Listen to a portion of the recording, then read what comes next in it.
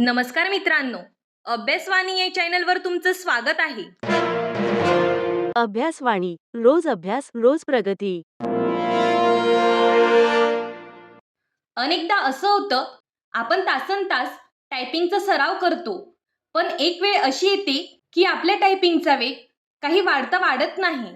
तो एकाच ठिकाणी अडकून पडतो. आजच्या या लेक्चरमध्ये आपण याच प्रश्नांवर बोलणार आहोत. यामागे आपल्याच काही अदृश्य सवयी दडलेल्या असतात, ज्या आपल्या प्रगतीला ब्रेक लावतात. आज आपण याच सवयी उघड करणार आहोत आणि त्या कशा मोडायच्या हे बघणार आहोत. चला तर मग यावर सविस्तर नजर टाकूया.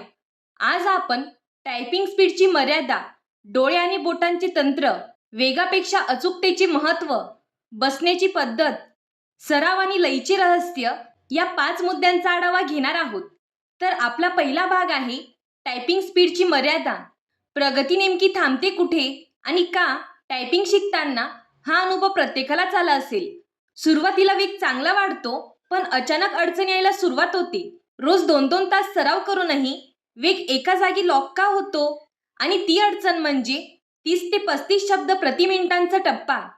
या स्पीडवर आल्यावर अचानक सगळी प्रगती थांबल्यासारखी वाटते. कितीही जोर लावला तरी पुढे जाता येत नाही. पण असं का होतं? याचं मूळ कारण समजून घेणे खूप गरजेचं आहे. आता वळूया दुसऱ्या भागाकडे, डोळे आणि बोटांचे तंत्र. सगळ्यात मोठ्या चुका आपल्या बोटांच्या टोकांवरच होत असतात. इथे 2 वेगवेगळ्या पद्धती आहेत. पहिली आहे हंट अँड पेक पद्धत. म्हणजे काय? तर आधी स्क्रीनवर बघायचं, मग कीबोर्डवर अक्षर शोधायचं, ते दाबायचं आणि पुन्हा स्क्रीनकडे बघायचं.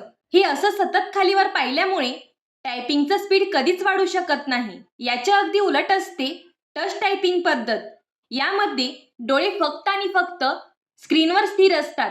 जोपर्यंत आपली दृष्टी कीबोर्डवर अवलंबून आहे, तोपर्यंत आपला वेग एका मर्यादेच्या पुढे जाऊ शकत नाही आणि इथूनच खऱ्या प्रगतीचा मार्ग सुरू होतो. जुन्या सवयी मोडायच्या असतील तर मसल मेमरी विकसित करावीच लागते.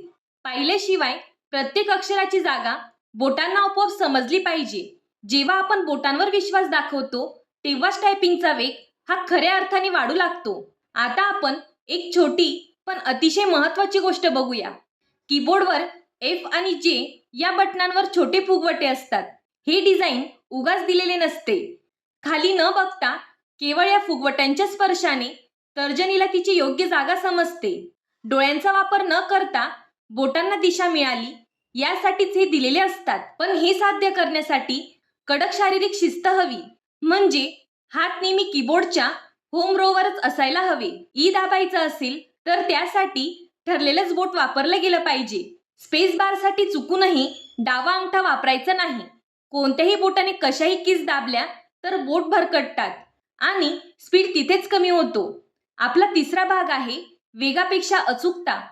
आपण आतापर्यंत शारीरिक चुका बघितल्या. आता बघूया मानसिक अडथळे कोणते असतात. हा एक खूप मोठा गैरसमज आहे. आपल्याला वाटतं की बोटे जेवढ्या जोरात आणि वेगाने चालवू तेवढा आपला स्पीड वाढेल. पण खरं तर या घाईमुळे चुकांचं प्रमाण वाढते. अक्षरशः दर 3 शब्दांमागे 2 चुका होतात आणि मग त्या चुका सुधारण्यासाठी आपण बॅकस्पेस सतत वापरतो आणि तोच प्रगतीचा सर्वात मोठा शत्रू ठरतो. यामागचं महत्त्वाचं कारण म्हणजे जेव्हा आपण चूक सुधारण्यासाठी बॅकस्पेस दाबतो, तेव्हा त्यात जी मायक्रोसेकंड वाया जातात ते टायपिंगची अख्खी लय आणि फ्लो तोडून टाकतात. एकदा का मोमेंटम गेला की स्पीड वाढणं अशक्यच होऊन बसतं. म्हणूनच इथून पुढे काही काळासाठी स्पीडचा विचार डोक्यातून पूर्णपणे काढूनच टाका. तुमचं संपूर्ण लक्ष फक्त एकाच गोष्टीवर हवं आणि ती म्हणजे 95% पेक्षा जास्त अचूकता. टायपिंग हळू झालं तरी चालेल, पण परफेक्ट झालं पाहिजे. कारण हे वाक्य कायम लक्षात ठेवा. वेग हा अचूकतेचा बाय प्रोडक्ट आहे. जर तुम्ही संथ गतीने परिपूर्ण टायपिंग करण्याचा सराव केला तर तुम्हाला स्पीडसाठी वेगळे प्रयत्न करावेच लागणार नाही. तो आपोआप वाढेल. आता वळूया चौथ्या भागाकडे, आपली बसण्याची पद्धत आणि सरावाच्या सवयी. तुमचा शारीरिक सेटअप कसा आहे यावरही बरंच काही अवलंबून असतं. खुर्चीवर बसण्याची योग्य पद्धत माहिती असणं गरजेचं आहे. पाठीचा कणा 90 डिग्री अंशात ताठ, कोपर शरीराजवळ आणि सगळ्यात महत्त्वाचं म्हणजे मनगटे हवेत तरंगती असली पाहिजेत. ही पद्धत सुरुवातीला अवघड वाटते, पण यामुळे बोटांना खूप मोकळेपणा मिळतो. जर मनगटी टेबलवर किंवा कीबोर्डजवळ टेकून ठेवली तर तो एक मोठा लपलेला धोका आहे.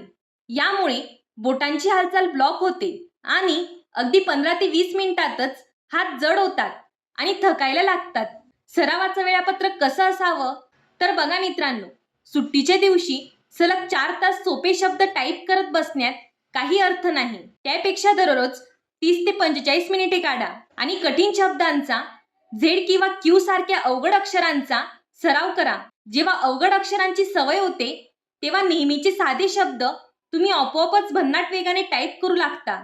आणि आता बघूया शेवटचा आणि महत्त्वाचा भाग म्हणजे लयीचे रहस्य. हे एक प्रगत तंत्र आहे जे तुमचा वेग लगेच वाढवू शकतं. याला रिदम टायपिंग किंवा लयबद्ध टायपिंग म्हणतात. मनातल्या मनात एक टक टक असा एक ठराविक असा एक लयीचा ठेका धरायचा. समोरचा शब्द सोपा असो वा कठीण, कीबोर्डवरील प्रहरांची ही लय शेवटपर्यंत एक समानच असली पाहिजे. अनेकदा आपण सोपे शब्द वेगाने टाईप करतो आणि कठीण शब्दांवर अडखळतो किंवा थांबतो. या अस्थिर वेगामुळे प्रगती होत नाही.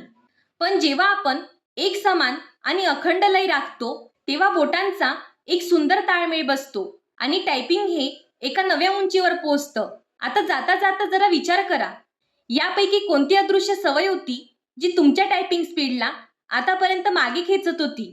ती सवय एकदा का मोडलीत तर टायपिंग मधील मास्टरी तुमच्यापासून फार दूर नाही. पुढच्या वेळी जेव्हा सरावाला बसाल तेव्हा या गोष्टी नक्की वापरून बघा. अजून या व्यतिरिक्त तुमचे काही डाऊट्स असतील तर ते तुम्ही कमेंट बॉक्समध्ये विचारू शकता. धन्यवाद. अभ्यासवाणी. रोज अभ्यास रोज प्रगती.